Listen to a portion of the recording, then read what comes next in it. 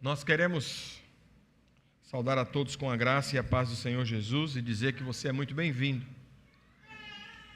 Seja pela primeira ou pela milésima vez.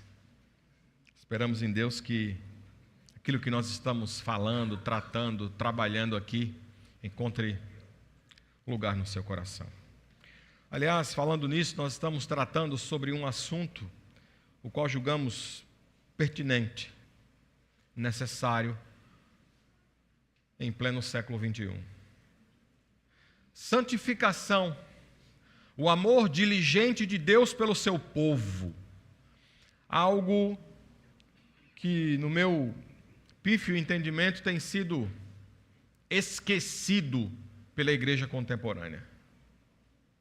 Um assunto que não tem sido levado a sério pela igreja do Senhor Jesus neste século.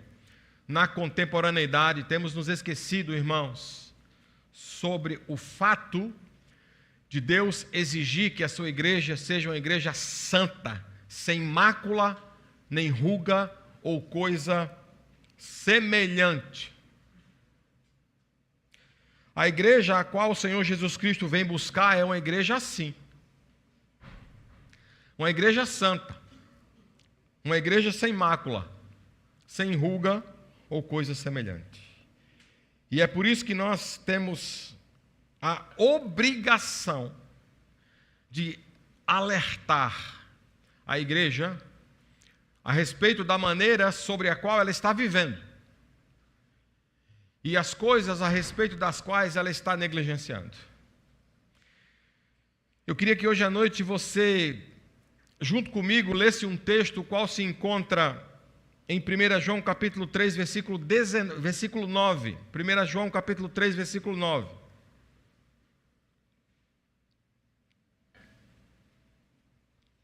Eu queria ler alguns versículos hoje à noite, mas os outros eles serão projetados aqui. 1 João 3, 9. Hoje nós vamos começar a falar, porque nós estamos falando sobre esse assunto, a santificação, o amor diligente de Deus pelo seu povo, mas dentro desse assunto temos trazido temas específicos, e hoje eu queria falar sobre os estágios da santificação, e queria começar a falar sobre o primeiro deles. Então hoje nós vamos falar sobre os 3 estágios da santificação, ponto 1.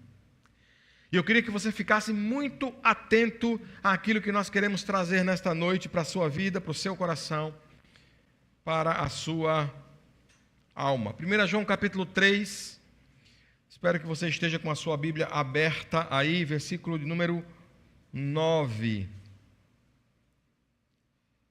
Diz assim: todo aquele que é nascido de Deus não pratica o pecado, porque a semente de Deus permanece nele. Ele não pode estar no pecado, porque é nascido de Deus. Eu queria ler de novo, porque é só um versículo, bem pequenininho. Eu queria que ficasse gravado na sua memória. Todo aquele que é nascido de Deus não pratica, ou não vive na prática, não tem por hábito viver na prática do pecado. Porque a semente de Deus permanece nele. E ele não pode estar no pecado, porque é nascido de Deus. Queria orar com você. E a minha oração é no sentido de que a palavra de Deus nessa noite ela possa incomodá-lo verdadeiramente, a fim de torná-lo mais santo, mais parecido com ele ou com o seu filho Jesus.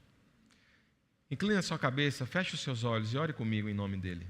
Pai amado de amor e de misericórdia, a nossa oração nesta noite é que a tua palavra pura e santa, e só ela, possa encontrar lugar, possa encontrar, como ela mesma diz, guarida nos corações e mentes desses irmãos, desses amados e queridos que estão aqui nesta noite, e também nos corações e mentes daqueles, ó Deus, que estão assistindo, que estão vendo este culto por meio do nosso canal no YouTube. Coloca a tua mão também sobre eles e que verdadeiramente, ó Deus, só a Tua palavra possa encontrar lugar, possa despertar o desejo de sermos como tal qual Cristo Jesus. Em nome dele, em nome de Jesus que nós oramos agora e para sempre. Amém.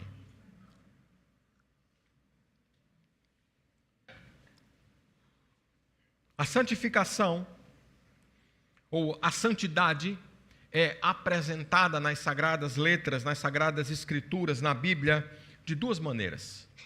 E falamos a este respeito a semana passada. A primeira delas é como uma característica formal, onde certos objetos, pessoas e lugares são dedicados, são separados para Deus. A segunda maneira é como qualidade moral ou como valor espiritual. E eu disse a vocês a semana passada que é exatamente neste ponto que nós queremos nos deter, que nós queremos nos aprofundar. A santidade, meus amados irmãos, é apresentada sobretudo no Novo Testamento como uma qualidade moral ou como um valor espiritual. E naquele momento eu terminei falando ou afirmando que a santificação ocorre apenas naqueles que já foram salvos, que nasceram de novo, ou, para ser mais teológico, regenerados. Hoje eu gostaria de partir exatamente deste pressuposto. Eu gostaria de partir exatamente deste ponto. Aqueles que já foram regenerados, que já nasceram outra vez, que já são discípulos de Cristo, que já são, por assim dizer, salvos em Cristo. Eu quero começar daqui. Eu quero começar exatamente deste ponto. Quero demonstrar exatamente isto. E quero começar dizendo que a regeneração é o primeiro estágio da santificação. E é engraçado e interessante, aliás, que neste ponto a regeneração e a santificação se misturam. Porque a regeneração é o ponto inicial da santificação. Entretanto, apesar delas se misturarem, são coisas distintas.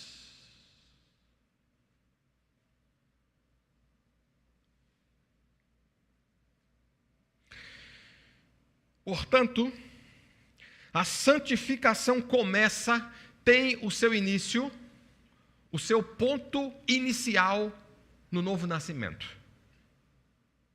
Na regeneração.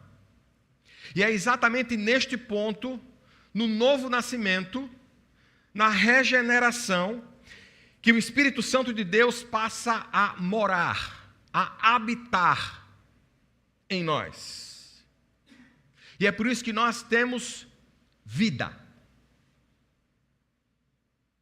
Todos devem lembrar aqui, pelo menos aqueles que leem as Sagradas Escrituras, que no encontro de Jesus com Nicodemos, o Senhor Jesus disse: importa que você nasça da água e do Espírito. O Senhor Jesus queria mostrar para aquele homem que o único jeito para a vida dele não era ter uma vida religiosa, não era ir para a igreja. Mas o único jeito para a vida de Nicodemos era que ele nascesse de novo, era que ele tivesse uma vida espiritual. E essa vida espiritual só pode ser vivida a partir de uma experiência real, pessoal e verdadeira com Cristo, convidando-o a habitar nele, tendo o Espírito Santo morando dentro de si, sendo portador de uma nova natureza, de uma vida espiritual dada, doada, outorgada pelo Espírito Santo de Deus.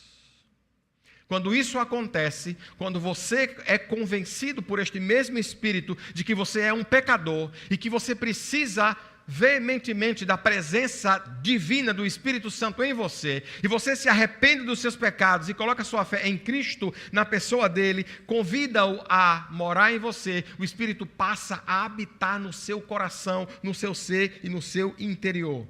E você passa a ser morada do Espírito Santo de Deus. E aí Paulo faz em 1 Coríntios, uma distinção muito interessante entre templo e templo. A Escritura nos ensina que Deus não habita em templos feitos por mãos humanas, Paulo, no entanto, diz que o Espírito habita em você, porque você é um naos de Deus. O Espírito passa a habitar dentro do homem. Nós passamos a ser morada, nós passamos a ser casa de Deus. E quando somos regenerados, quando somos morada deste Espírito, desse ser divino, ele transforma. E ele transforma a criatura na qual ele habita. Eu tenho certeza que você conhece 2 Coríntios capítulo 5, verso 17. Projeta aí, por favor, Isaac. É um texto que geralmente as pessoas aprendem no primeiro mês de discipulado. Portanto, se alguém está em Cristo é uma nova, perceba, não é uma reforma. O Espírito Santo não promove uma reforma. Ele não faz um puxadinho para morar lá. Mas ele promove uma nova criação. Portanto, se alguém está em Cristo é uma nova criação ou uma nova criatura. As coisas antigas já foi. O Kleber de antigamente não existe mais, porque as coisas antigas já, e eis que surgiram coisas novas.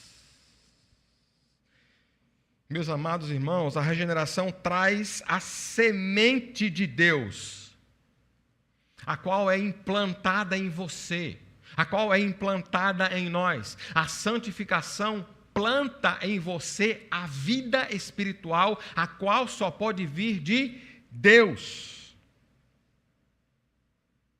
Antes da conversão, da salvação, da regeneração, somos possuidores apenas de uma natureza pecaminosa, decaída, quebrada, rachada, maculada, manchada, adâmica. Mas quando o Espírito passa a habitar em nós, ele implanta em nós, por meio da semente divina, da habitação do Espírito de Deus em nós, uma nova natureza, que não é adâmica, mas é divina. E assim como Cristo, explico, passamos a ter duas naturezas. E aí deixa eu fazer um parêntese aqui, para não dizer que eu estou pregando heresia. Cristo possui duas naturezas. Quando ele encarna, ele assume uma natureza humana e ele nunca deixou de ser Deus, e ele possui uma natureza divina. Nós, obviamente, não possuímos uma natureza divina. Mas o que acontece é que, além da natureza adâmica, nós passamos a ter a semente da natureza do Espírito em nós. Uma natureza não divina, mas uma natureza espiritual compartilhada pela vida de Deus em nós. Isso é fabuloso, isso é fantástico, porque é isso que traz para nós vida, e é justamente o poder dessa nova natureza, dessa nova semente implantada no nosso coração, no nosso ser interior, que nos impede de nos rendermos ao poder da velha natureza. Por isso que ele diz que tudo se fez novo, as coisas velhas já passaram, e eis que tudo se fez novo. Portanto, a regeneração traz a purificação divina do pecado e o dom de uma vida nova. É impossível uma pessoa encontrar-se com Cristo, entregar sua vida a Ele e não mudar.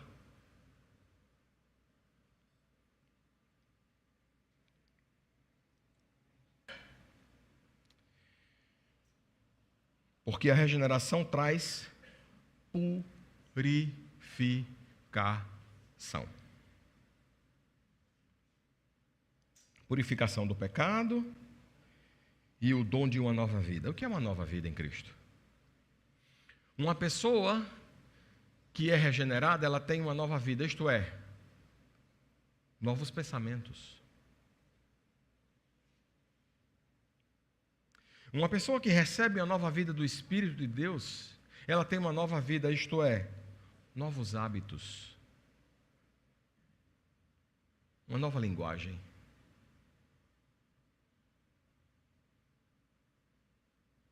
Ela tem um novo propósito de vida.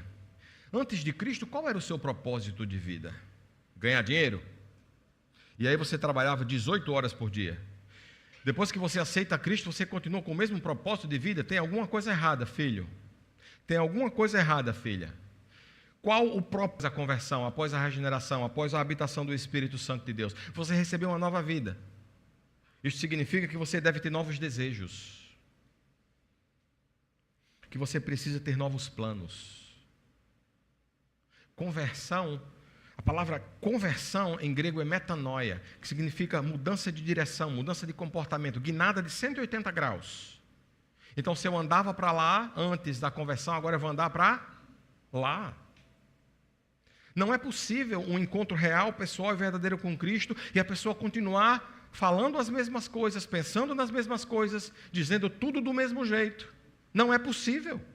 Não é possível. O encontro com Cristo transforma completamente a minha maneira de pensar. Existem pessoas que, a cada 10 palavras que elas falam, 11 são palavrões, porque uma já está engatilhada no pensamento.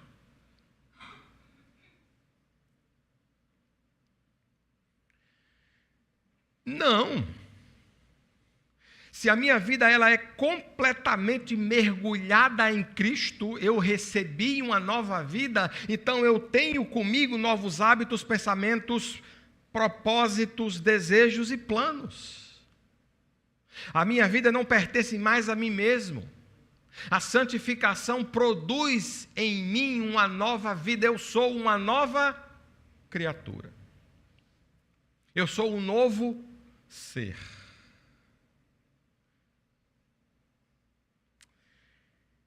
Esse passo inicial da santificação, o qual chamamos de regeneração, promove uma outra coisa em mim, na minha vida, no meu coração. O quê? Promove uma ruptura definitiva sobre o poder que habitava em mim, sobre o poder do pecado na minha vida. Perceba, eu vou chamar de coisa, esse poder, essa regeneração, produz em nós algumas coisas. A primeira é que a santificação começa na regeneração, ok, fantástico isso, que bom, fantástico. Esse passo inicial, portanto, produz uma ruptura definitiva sobre o poder do pecado. Você já parou para pensar sobre isso?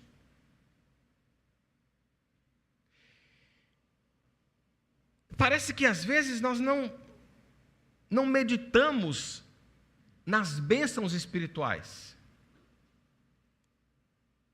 Irmãos, os crentes da contemporaneidade, eles se conformam com muito pouco. Eles se contentam com muito pouco.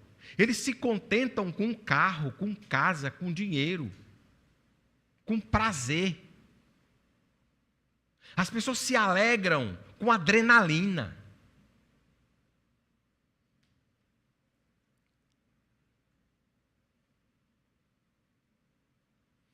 Com satisfação de desejo carnal. Nós nos satisfazemos com muito pouco.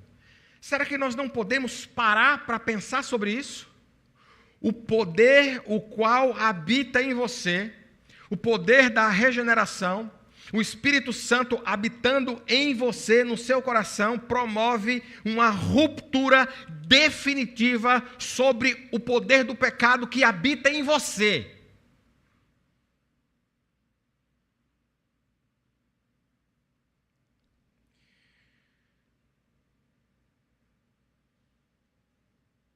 É como se você fosse escravo. É como se não. Nós somos ou fomos escravos do pecado. Estivéssemos acorrentados em um canto de parede há anos. E alguém chega e quebra as correntes e diz: a partir de hoje, você não é mais sujeito a este Senhor. E você passa a ser livre.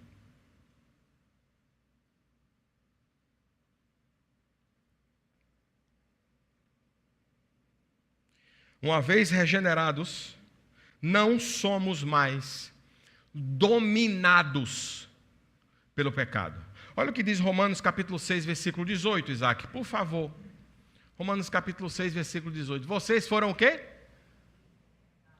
Libertados do pecado e tornaram-se escravos da justiça. Eu não sou, você não é escravo do pecado.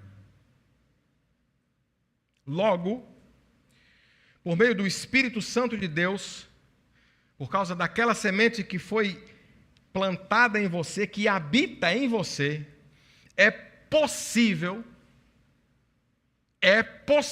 superar o padrão pecaminoso que sempre tentará dominá-lo. O padrão está lá, continua lá.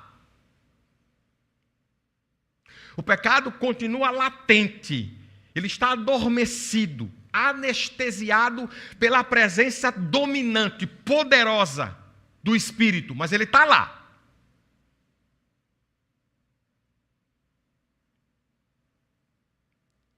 Romanos capítulo 6, versículos 12 e 13. Portanto, não permitam, que coisa interessante, que o pecado continue o quê? Dominando os seus corpos mortais, fazendo que vocês obedeçam aos seus. Você já parou para pensar nesse versículo?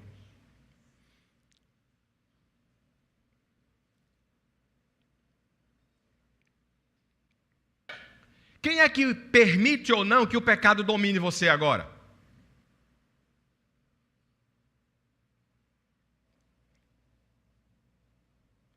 Portanto, não permitam. Quem é que permite? É você. Sou eu. É por isso que Paulo, quando escreve aos Romanos, no capítulo 1, ele diz que nós somos imperdoáveis. Porque quando você peca, quando eu peco, não é porque o pecado domina a minha vida, é porque eu permito que o meu corpo mortal se submeta ao pecado. Porque sabe por quê? Porque eu gosto, porque você gosta, e é por isso que eu sou indesculpável. Mas se eu obedecer a outra lei que habita em mim, a qual foi implantada por meio da regeneração, eu não irei oferecer os membros do meu corpo ao pecado, como instrumento de injustiça. Antes, o que eu vou fazer? Ofereçam-se a Deus como quem voltou da morte para a vida, e ofereçam os membros do corpo de vocês a Ele como instrumentos de justiça. Ao invés de serem usados pelo pecado, permitam ser usados ou serem instrumentos de Deus para a justiça.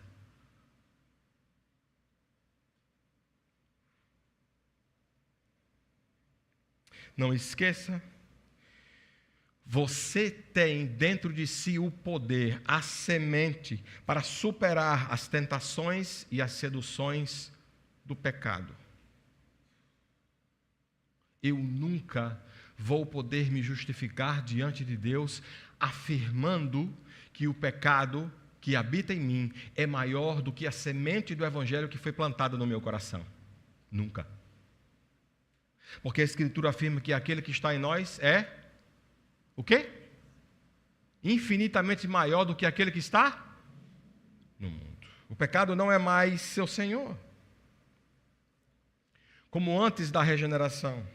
Na regeneração, a natureza que ama o pecado é sepultada. Romanos capítulo 6, versículo 4, Isaac, muito conhecido. Portanto, fomos o quê? Sepultados com ele na morte por meio do batismo, a fim de que, assim como Cristo foi ressuscitado dos mortos mediante a glória do Pai, também nós vivamos uma nova vida. Você foi regenerado para quê? Para continuar sendo escravo dos seus desejos? Para continuar sendo escravo do seu coração?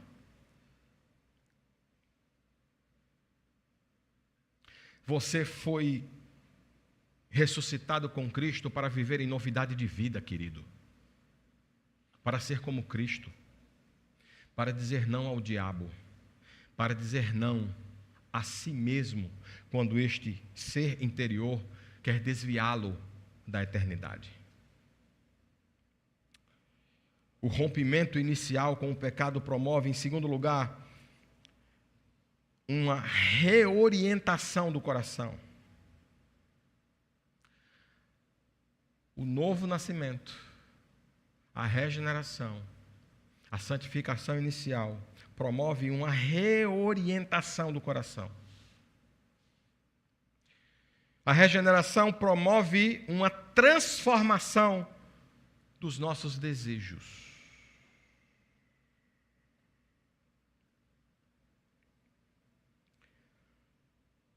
Faz um exercício aí.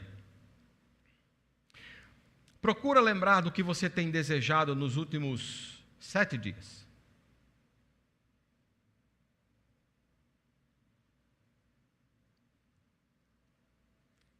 Ah, pastor, eu não lembro nem o que eu comi ontem. Nos últimos 3 dias, o que mais você pensou? O que mais ocupa a sua mente?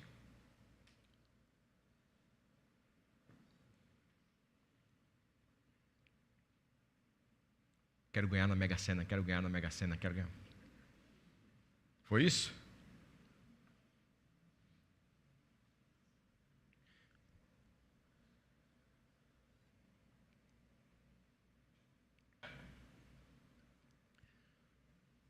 A regeneração promove uma reorientação do coração humano.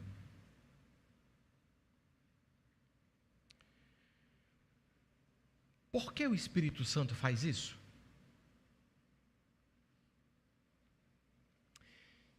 Exatamente para que não sejamos dominados pela nossa natureza adâmica. Para que não sejamos mais dominados pelo pecado. Pois somos escravos daquilo que desejamos.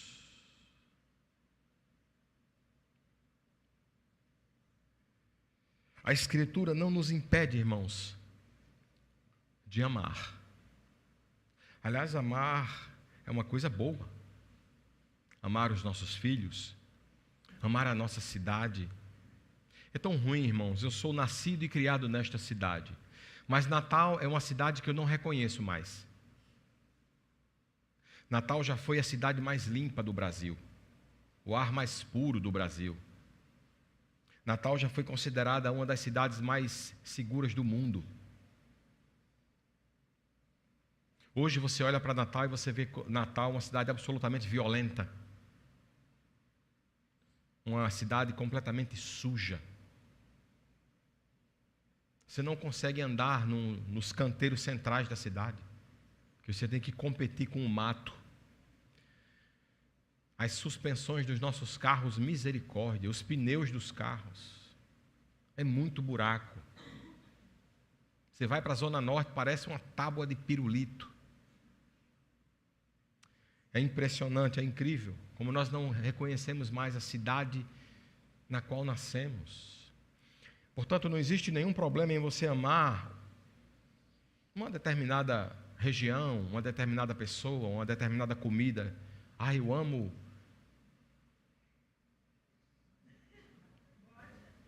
Preste atenção. Não existe nenhum problema, a Escritura não nos impede, irmãos, de amar. De maneira nenhuma. Ela nos impede de amar algo ou alguém mais do que aquele que nos criou. Mais do que a Deus. E por que ela impede de que a gente faça isso? Porque nós temos uma tendência enorme de fazer isso. O grande reformador Martinho Lutero disse certa vez que o coração humano é uma verdadeira fábrica de ídolos. É impressionante como nós somos criadores, como o nosso coração produz ídolos. E por que ele faz isso? Porque a criatura só encontrará sentido segurança, alívio para os seus problemas, para as suas dificuldades e felicidade no Criador. E é incrível como longe de Deus nós não encontramos felicidade, não encontramos solução para os nossos problemas, porque procuramos no lugar errado, porque queremos liberdade, porque procuramos independência. Só que o ser humano não foi criado para ser independente. Ele foi criado para ser dependente de um ser que o ama. Então, quanto mais independência procuramos, o que mais nós encontramos é infelicidade. Quanto mais livres, mais infelizes. Quanto mais livres, mais vazio existencial. Quanto mais perto do Criador, mais completude. Quanto mais dependentes do Eterno, mais felicidade. Mais descobrimento de quem você é, do que você foi construído, para o que você foi feito.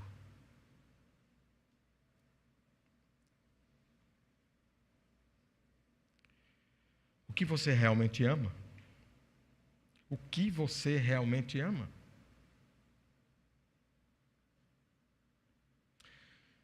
Todos, se eu perguntasse aqui, iriam dizer: eu amo o Senhor. Inclusive eu. Todos responderiam, mas aquilo que você ama de fato é que vai guiar a sua vida. Com certeza. Como descobrir o que você ama? É fácil. É isso que você vai priorizar. O que você ama é o que você vai priorizar na sua vida. O que é que você prioriza na sua vida? É nisso que você vai investir. O que é que você investe na sua vida? Onde você investe o seu tempo? Onde você investe o seu talento? Onde você investe os seus dons? Onde você investe os seus recursos?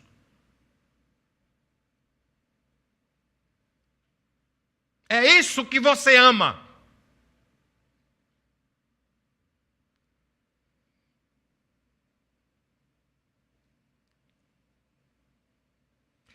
É isso que você vai preservar. Já ouviu a mãe dizer assim: mexa comigo e fale de mim, mas não fale dos meus filhos, porque eu viro uma leoa. Por quê? Porque ela ama os seus filhos. Porque ela defende, porque ela preserva, porque ela protege os seus filhos. Porque ela se joga. Já viu aquelas cenas em zoológicos nos Estados Unidos, que uma mãe ou um pai se joga porque um jacaré tentou, um crocodilo tentou pegar um filho, ou pegou pelo pé, pelo braço, ou uma cobra daquelas piton enorme. E o cara vai lá, dessa finurinha, magrinho, coitado, né? Você já viu um crocodilo americano? O tamanho daquele negócio? Quantas toneladas tem na boca de um bicho daquele? E aí o cara chega lá e faz assim. Faz, como assim? Mas ele ama o filho dele. Ele quer protegê-lo. Ele quer livrá-lo. Porque a gente protege o que a gente ama.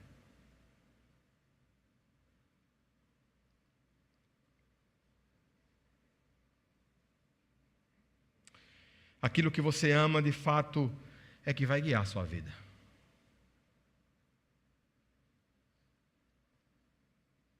E o que você ama, você prioriza. O que você ama, você investe. O que você ama, você preserva, você protege. Agora eu vou fazer a pergunta de novo. O que é que você ama? O Senhor? É Ele que você prioriza? É no reino dEle que você investe os seus dons, os seus talentos, o seu tempo, o seu dinheiro, os seus recursos, os seus bens? É nele que você passa 24 horas do tempo pensando: Senhor, como é que eu vou ganhar para Cristo o meu vizinho? Senhor, que tempo eu vou achar para discipular aquele novo convertido da igreja? Senhor, como eu vou encontrar tempo para visitar o irmão fulano, a irmã fulana que está internada? Senhor, como eu posso ajudar Beltrano? É com isso que você ocupa a sua mente?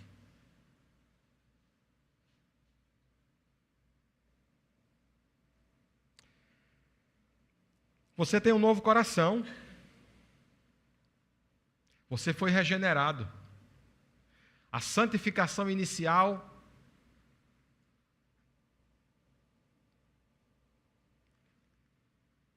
está aí com você.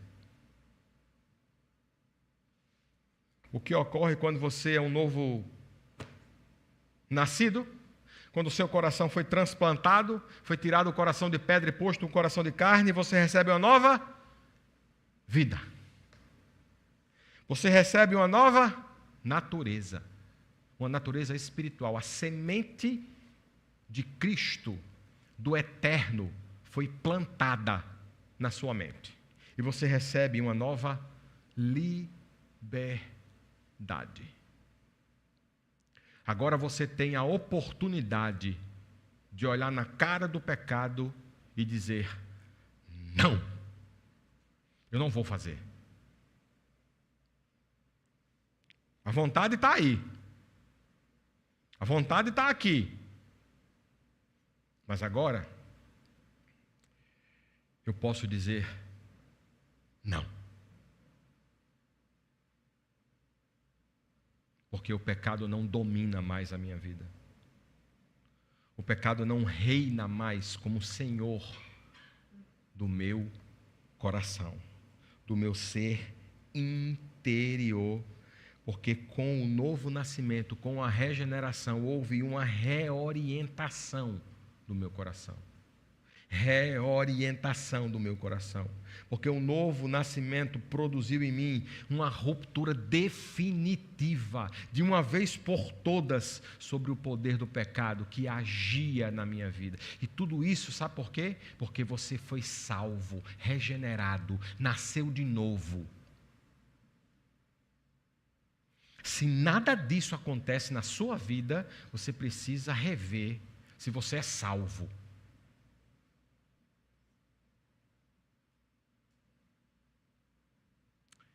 Que o Senhor nos ajude, que o Senhor tenha misericórdia de nós. O primeiro estágio da santificação se confunde com a própria santificação, que é a regeneração. Se você quiser saber qual o segundo estágio da santificação, cenas dos próximos capítulos. Domingo que vem, venha, esteja conosco. Vai ser um prazer enorme poder dizer qual é o segundo estágio promovido pela santificação na nossa vida e no nosso coração. Vamos ficar de pé, em nome de Jesus.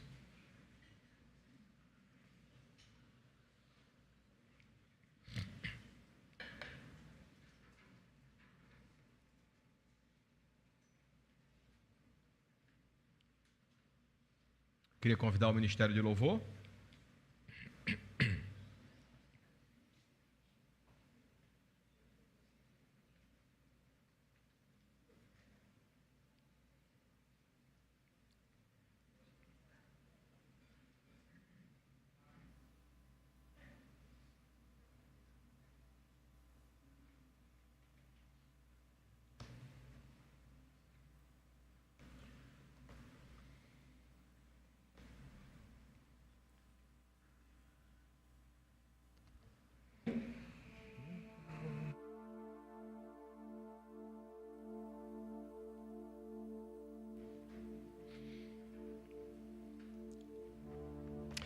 Eu não sei como anda a sua experiência com Deus. Eu não sei como anda o seu processo de santificação. Porque a santificação é uma coisa que ela é diferente da justificação. A justificação é um ato forense de Deus, que ocorre uma única vez na vida do crente. Mas a santificação é um processo. E esse processo ele varia. Ele oscila de crente para crente. De modo que ele pode estar em um determinado ponto na sua vida, em um outro ponto na minha, em um outro ponto na vida de alguém. Mas o fato para todos é que ele precisa sempre avançar. Eu não sei como andam os seus pensamentos, eu não sei como andam as suas ações, eu não sei o que você anda fazendo, eu não sei que lei você anda desobedecendo. Porque, ao contrário do que vimos aqui em semanas anteriores, a graça não nos dá o direito de transformar as nossas vidas em algo que não precisa obedecer. A graça não deve ser permissão para pecar. Não devemos ser antinomianos. Não. Os antinomianos entendem, infelizmente, que a graça é uma permissão para pecarmos. Que não devemos nos preocupar com a obediência. Mas quando Jesus fala em João 14, ele nos ensina o contrário. Ele nos ensina que aquele que ama o Senhor obedece os seus mandamentos. Aquele que conhece os meus mandamentos, esse é o que me ama. E aquele que me ama será amado pelo meu Pai, e eu também o amarei e me manifestarei a ele. Então obedecer é uma condição sine qua non para o crente. Por isso, se você diz que é de Cristo, você deve andar como ele andou, em obediência. É fácil? Não. Mas é necessário. É necessário. Para que o mundo veja, para que o mundo saiba que você é diferente.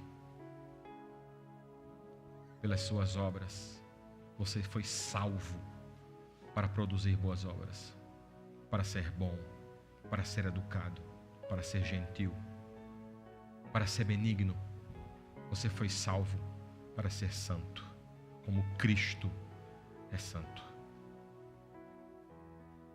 Sede santos, diz Pedro, porque o Senhor vosso Deus é santo.